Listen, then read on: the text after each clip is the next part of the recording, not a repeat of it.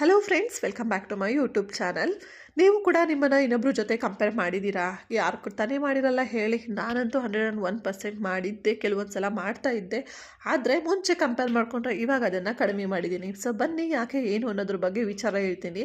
ಹಾಗೆ ಈ ವಿಡಿಯೋನ ಶೇರ್ ಮಾಡೋಕ್ಕೆ ಮೊದಲನೇ ರೀಸನ್ ಬಂದುಬಿಟ್ಟು, ಇನ್ನೇ ನ್ಯೂ ಇಯರ್ ಬೇರೆ ಬರ್ತಾ ಇದೆ ಅಲ್ವಾ. ಸೊ ಎಲ್ಲರೂ ಕೂಡ ವಿಷನ್ ಬೋರ್ಡ್ ಮಾಡಬೇಕು ಅಂತ ಹೇಳಿ ಆ ವಿಡಿಯೋ ನೋಡೋದು, ಈ ವಿಡಿಯೋ ನೋಡೋದು, ಅಥವಾ ಮಾಡಿರುವಂತಹ ವಿಷನ್ ಬೋರ್ಡ್ ನಾನು ಮಾಡೋಕ್ಕಾಗಲಿಲ್ಲ, ಮತ್ತೆ ಯಾಕೆ ಮಾಡಬೇಕು. ಹಾಗೆ ನ್ಯೂ ಇಯರ್ ಬಂತು ಅಂದರೆ ಏನೇನೋ ರೆಸೊಲ್ಯೂಷನ್ಸ್ ತೊಗೊಂಡಿರ್ತೀವಿ, ಅದರಲ್ಲಿ ಎಷ್ಟನ್ನು ಕಂಪ್ಲೀಟ್ ಮಾಡಿದ್ದೀರಾ, ಇದೆಲ್ಲ ರಿಯಾಲಿಟಿ ಕೂಡ ಕಂಪ್ಯಾರಿಷನ್ಗೆ ತುಂಬಾ ಮ್ಯಾಟರ್ ಆಗುತ್ತೆ ಅಂತಲೇ ಹೇಳ್ಬೋದು.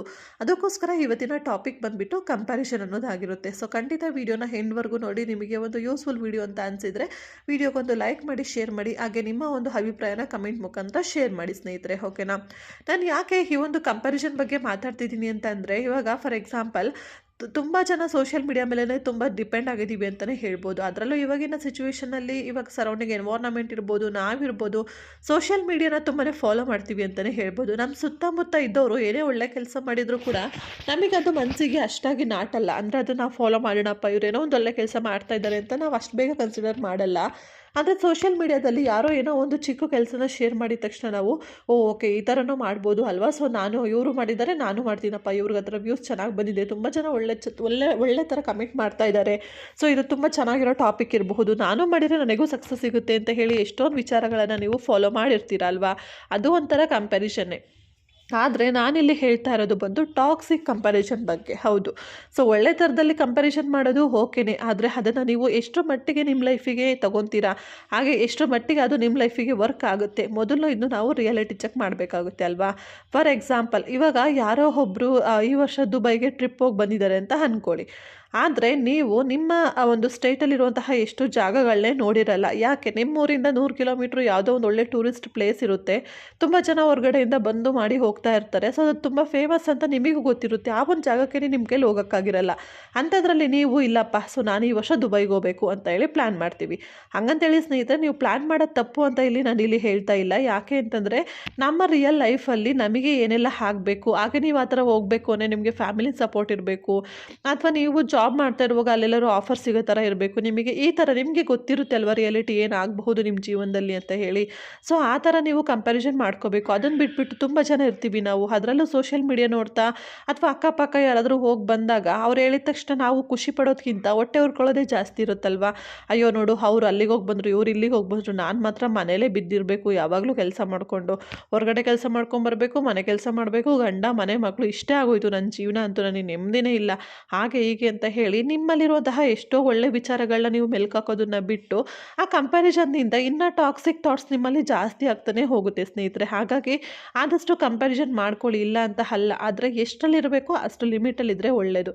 ಯಾಕಂದರೆ ಕೆಲವೊಂದು ಸಲ ಕೆಲವೊಬ್ಬರು ಇನ್ನೂ ಒಳ್ಳೆ ಥರದಲ್ಲಿ ಕಂಪ್ಯಾರಿಸನ್ ಮಾಡ್ಕೊತಾರೆ. ಯಾವ ಥರ ಅಂದರೆ, ಇಲ್ಲಪ್ಪ ಅವ್ರು ಇದನ್ನು ಅಚೀವ್ ಮಾಡಿದ್ದಾರೆ ಅಂದರೆ ನಾನು ಅವ್ರಿಗಿಂತ ಇನ್ನೂ ಜಾಸ್ತಿ ಅಚೀವ್ ಮಾಡಬೇಕು ಅಂತ ಹೇಳಿ ಅದನ್ನ ಪಾಸಿಟಿವ್ ಆಗಿ ತೊಗೊತಾರೆ. ಅಂದರೆ ಅವ್ರಿಗೆ ಅದೊಂಥರ ಏನಾದರೂ ಇನ್ನೂ ಉತ್ಸಾಹ ಬರುತ್ತೆ, ಆ ಥರ ಕೆಲಸಗಳನ್ನ ಜಾಸ್ತಿ ಮಾಡಿ ಒಳ್ಳೆ ಥರದಲ್ಲಿ ಕೆಲಸ ಮಾಡಿ ನಾನು ಚೆನ್ನಾಗಿ ಗ್ರೋತ್ ಆಗ್ಬೋದಲ್ವಾ ಅಂತ ಹೇಳಿ ಅವ್ರಿಗೂ ಕೂಡ ಮನಸ್ಸಿಗೆ ಯೋಚನೆ ಬರುತ್ತೆ. ಆವಾಗ ಸರಿ ಆಯಿತು ಬಿಡು, ನಾನು ಇನ್ಮೇಲೆ ಏನೇನೆಲ್ಲ ಒಳ್ಳೆ ಸ್ಟೆಪ್ಸ್ನ ತೊಗೋಬೇಕು, ನಾನು ಯಾವ ಥರ ಗ್ರೋತ್ ಆಗಬೇಕು ನನ್ನ ಲೈಫಲ್ಲಿ, ಅದ್ರ ಬಗ್ಗೆ ಕಾನ್ಸಂಟ್ರೇಷನ್ ಅವರು ಜಾಸ್ತಿ ಮಾಡಲಿಕ್ಕೆ ಶುರು ಮಾಡ್ತಾರೆ ಸ್ನೇಹಿತರೆ. ಹಾಗಾಗಿ ಏನೇ ಒಂದು ವಿಚಾರನ ಯೋಚನೆ ಮಾಡೋಕ್ಕೂ ಮುಂಚೆ ನಿಮ್ಮ ತಲೆಯಲ್ಲಿ ಏನಿದೆ, ಹಾಗೆಯೇ ನಿಮ್ಮ ಸುತ್ತಮುತ್ತ ವಾತಾವರಣ ಏನಿದೆ, ನಿಮ್ಮ ಪರಿಸ್ಥಿತಿ ಏನು, ಅದನ್ನು ದಯವಿಟ್ಟು ಯೋಚನೆ ಮಾಡಿ. ಫಾರ್ ಎಕ್ಸಾಂಪಲ್, ನಿಮ್ಮ ಫ್ರೆಂಡ್ ಇರ್ಬೋದು ಅಥವಾ ಕೊಲೀಗ್ ಯಾರೋ ಒಬ್ಬರು ಒಂದು 10 ಗ್ರಾಮ್ ಚಿನ್ನ ತೊಗೊಂಡಿರ್ತಾರೆ ಅಂತ ಅಂದ್ಕೊಳ್ಳಿ, ಸರಿನಾ. ಸೊ ಆದರೆ ನಿಮ್ಮ ಮನೇಲಿ ನಿಮಗೆ ಯಾವುದೋ ಒಂದು ನೀವೇನೋ ಅಮೌಂಟ್ ಕಟ್ಟಬೇಕಿರುತ್ತೆ, ಏನೋ ಲೋನ್ ಪೇ ಮಾಡಬೇಕಿರುತ್ತೆ, ಅಥವಾ ಇನ್ನೊಬ್ರದ್ದು ಯಾವುದೋ ಕೈ ಸಾಲ ಕೊಡಬೇಕಿರುತ್ತೆ, ಅಷ್ಟೆಲ್ಲ ಪೆಂಡಿಂಗ್ ಇಟ್ಕೊಂಡು ಇಲ್ಲ ಅವ್ರು 10 ಗ್ರಾಮ್ ತೊಗೊಂಡಿದ್ದಾರೆ, ನಾನು 15 ಗ್ರಾಮರು ತೊಗೋಬೇಕು, ಆವಾಗಲೇ ನನಗೆ ಮರ್ಯಾದೆ ಉಳಿಯೋದು ಅಂತ ಹೇಳಿ ಇನ್ನೂ ಸಾಲ ಮಾಡಿ ತೊಗೊಂಡು ಆ ಸಾಲ ತೀರ್ಸೋಕ್ಕೆ ನಿಮ್ಮ ಫ್ರೆಂಡ್ ಬರ್ತಾರಾ ಹೇಳಿ. ಸೊ ಅವ್ರ ಜೊತೆ ನೀವು ಕಾಂಪಿಟೇಷನ್ ಈ ಥರ ವಿಚಾರದಲ್ಲಿ ಮಾಡಿದಾಗ ಖಂಡಿತ ಅದು ವ್ಯರ್ಥ ಅಂತಲೇ ಹೇಳ್ಬೋದು. ಇನ್ನು ಸರಿ, ಅವ್ರಿಗೆ ಇವಾಗ ಟೈಮ್ ಕೂಡ ಬಂದಿದೆ, ತೊಗೊಂಡಿದ್ದಾರೆ, ನನಗೂ ನಾಳೆ ಟೈಮ್ ಬರುತ್ತೆ, ನಾನು ಕೂಡ ಸೇವ್ ಮಾಡಿ ಅಥವಾ ಯಾವುದೋ ಒಂದು ರೀತಿಯಲ್ಲಿ ನನಗೆ ಹೇಗೆ ಬೇಕೋ ಆ ಥರ ಒಳ್ಳೆತನದಲ್ಲಿ ನಾನು ತೊಗೊತೀನಿ ಅಂತ ಹೇಳಿ ನಮಗೆ ನಾವೇ ಇನ್ನು ಅದನ್ನ ಸ್ಫೂರ್ತಿಯಾಗಿ ತೊಗೋಬೇಕೇ ಹೊರತು ಕಂಪ್ಯಾರಿಸನ್ ಮಾಡ್ತಾ ಹೋದಷ್ಟು ಕೂಡ ಅದಕ್ಕೆ ಲಿಮಿಟೇಷನ್ಸ್ ಅನ್ನೋದು ಇರಲ್ಲ ಸ್ನೇಹಿತರೆ, ಅಲ್ವಾ. ಸೊ ನೀವೇನು ಹೇಳ್ತೀರಾ ಈ ವಿಡಿಯೋ ಬಗ್ಗೆ ಅನಿಸಿಕೆ ಖಂಡಿತ ಮಿಸ್ ಮಾಡದೆ ತಿಳಿಸಿ. ಹಾಗೆ ನಾನು ಕಂಪ್ಯಾರಿಸನ್ ಮಾಡೋದ್ರಿಂದ ನೀವು ಹೇಗೆ ಹೊರಗೆ ಬರಬಹುದು ಅಂತ ನನಗೆ ಗೊತ್ತಿರೋಷ್ಟು ಕೆಲವೊಂದು ಟಿಪ್ಸ್ಗಳನ್ನ ಹೇಳಲಿಕ್ಕೆ ಇಲ್ಲಿ ಇಷ್ಟಪಡ್ತೀನಿ. ಮೊದಲನೇದಾಗಿ ಏನಂದರೆ, ನಿಮ್ಮ ಸರೌಂಡಿಂಗ್ ಎನ್ವೈರ್ನಮೆಂಟಲ್ಲಿ ಯಾರೋ ಒಬ್ಬರು ಟಾಕ್ಸಿಕ್ ರಿಲೇಷನ್ಶಿಪ್ನ ನೀವು ಮೇಂಟೈನ್ ಮಾಡ್ತಾ ಇರ್ತೀರಾ, ದಯವಿಟ್ಟು ಅವರಿಂದ ಸ್ವಲ್ಪ ದೂರ ಇರಿ. ಟಾಕ್ಸಿಕ್ ಅಂದರೆ ಇವಾಗ ನೀವು ಸುಮ್ಮನೆ ಇದ್ದರು ಅವ್ರು ನಿಮ್ಮನ್ನು ಸುಮ್ಮನೆ ಇರೋಕ್ಕೆ ಬಿಡಲ್ಲ. ನೋಡಿ ಅವಳು ಆ ಥರ ತೊಗೊಂಡಿದ್ದಾರೆ, ಅಥವಾ ನೋಡ್ರಿ ಅವ್ರು ಈ ಥರ ತೊಗೊಂಡಿದ್ದಾರೆ, ನಾವು ಆ ಥರ ಮಾಡಬೇಕು, ಹಾಗೆ ಹೀಗೆ ಅಂತ ಹೇಳಿ ಆ ಒಂದು ವಿಚಾರದ ಬಗ್ಗೆ ನೆಗೆಟಿವ್ ಆಗಿ ನಿಮ್ಮ ಮೈಂಡ್ಗೆ ತುಂಬ್ತಾ ಇರ್ತಾರೆ. ಸೊ ಅಂಥವ್ರಿಂದ ಸ್ವಲ್ಪ ದೂರ ಇರಿ. ಸೆಕೆಂಡ್ ಥಿಂಗ್ ಏನಂದರೆ, ಆದಷ್ಟು ಸೋಷಿಯಲ್ ಮೀಡಿಯಾ ನೋಡಿ ಇನ್ಫ್ಲೂಯೆನ್ಸ್ ಆಗೋದನ್ನ ಕಡಿಮೆ ಮಾಡ್ಕೊಳ್ಳಿ. ನಾನು ಯಾಕೆ ಪದೇ ಪದೇ ಸೋಷಿಯಲ್ ಮೀಡಿಯಾ ಅಂತ ಇದ್ದೀನಿ ಅಂದರೆ, ಸೋಷಿಯಲ್ ಮೀಡಿಯಾದಲ್ಲಿ ಒಳ್ಳೆತನ ಎಷ್ಟಿದೆಯೋ ಕೆಟ್ಟತನವೂ ಅಷ್ಟೇ ಇರುತ್ತೆ. ಸೊ ಎರಡರಲ್ಲಿ ನೀವು ಯಾವುದನ್ನು ಚೂಸ್ ಮಾಡ್ಕೊತೀರಾ, ನಿಮಗೆ ಇಷ್ಟಪಟ್ಟಿದ್ದು ಅಲ್ವಾ. ಈಗ ಫಾರ್ ಎಕ್ಸಾಂಪಲ್ ಎಲ್ಲೋ ಹೊರಟಿರ್ತೀರ, 2 ದಾರಿ ಇರುತ್ತೆ. ಒಂದು ದಾರಿಲಿ ಆ ಒಂದು ಲೊಕೇಶನ್ಗೆ ರೀಚ್ ಆಗಿ 10 ಕಿಲೋಮೀಟ್ರು, ಇನ್ನೊಂದು ವೇಯಲ್ಲಿ ಹೋದರೆ 20 ಕಿಲೋಮೀಟ್ರ್ ಆಗುತ್ತೆ, ಸರಿನಾ. ನೀವು ಯಾವುದ್ರಲ್ಲಿ ಹೋಗ್ತೀರಾ, ಅಬ್ಸಲ್ಯೂಟ್ಲಿ ಹತ್ರ ಯಾವುದಾಗುತ್ತೋ ಅದರಲ್ಲಿ ಹೋಗ್ತೀರಾ. ಬಟ್ ಕೆಲವೊಮ್ಮೆ ಹತ್ತಿರ ಇರೋ ದಾರಿಗಳು ಯಾವಾಗಲೂ ಸರಿ ಇರ್ತವೆ ಅಂತ ನಾವು ಕೂಡ ನಂಬೋಕ್ಕಾಗಲ್ಲ ಅಲ್ವಾ ಸ್ನೇಹಿತರೆ. ಹಾಗಾಗಿ ಹೋಗೋಕ್ಕೂ ಮುಂಚೆ ಸ್ವಲ್ಪ ವಿಚಾರಣೆ ಮಾಡ್ಕೊಂಡು ಹೋಗಬೇಕಾಗತ್ತೆ.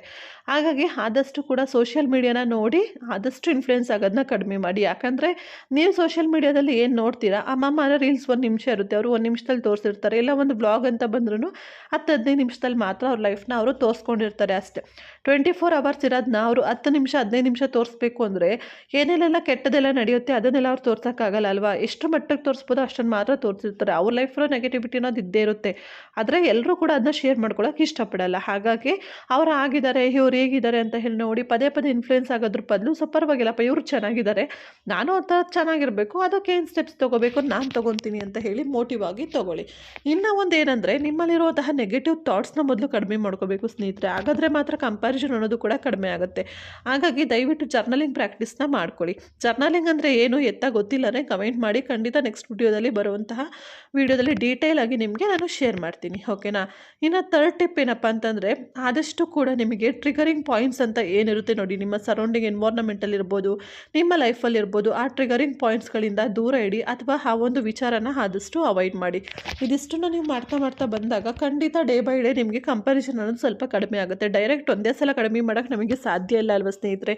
ಯಾಕಂದರೆ ನಾವು ಕೂಡ ಮನುಷ್ಯರೇ. ಸೊ ನಮಗೂ ಕೂಡ ಒಂದು ಆಸೆ ಕನಸುಗಳು ಅನ್ನೋದು ಎಲ್ರಿಗೂ ಇದ್ದೇ ಇರುತ್ತೆ. ಆದರೆ ಅದು ನಮ್ಮನ್ನು ಹಿಡಿತದಲ್ಲಿ ಇಟ್ಕೋಬಾರ್ದು, ನಾವು ಅದನ್ನು ಹಿಡಿತದಲ್ಲಿ ಇಟ್ಕೋಬೇಕು. ಅಷ್ಟಾದರೆ ಎಲ್ಲರ ಲೈಫು ಕೂಡ ತುಂಬ ಚೆನ್ನಾಗಿರುತ್ತೆ ಅನ್ನೋದು ನನ್ನೊಂದು ಒಪಿನಿಯನ್ ಅಷ್ಟೇ. ಐ ಹೋಪ್ ಇವತ್ತಿನ ಈ ಒಂದು ವಿಡಿಯೋ ತಮ್ಮೆಲ್ಲರಿಗೂ ಇಷ್ಟ ಆಗಿದೆ ಅಂತ ಅನ್ಕೊತೀನಿ. ಇಷ್ಟ ಆದರೆ ಪ್ಲೀಸ್ ಲೈಕ್ ಮಾಡಿ, ಶೇರ್ ಮಾಡಿ, ಕಮೆಂಟ್ ಮಾಡಿ. ಹಾಗೆ ತಪ್ಪದೆ ನಮ್ಮ ಯೂಟ್ಯೂಬ್ ಚಾನಲ್ನ ಸಬ್ಸ್ಕ್ರೈಬ್ ಮಾಡ್ಕೊಳ್ಳಿ. Thank you so much.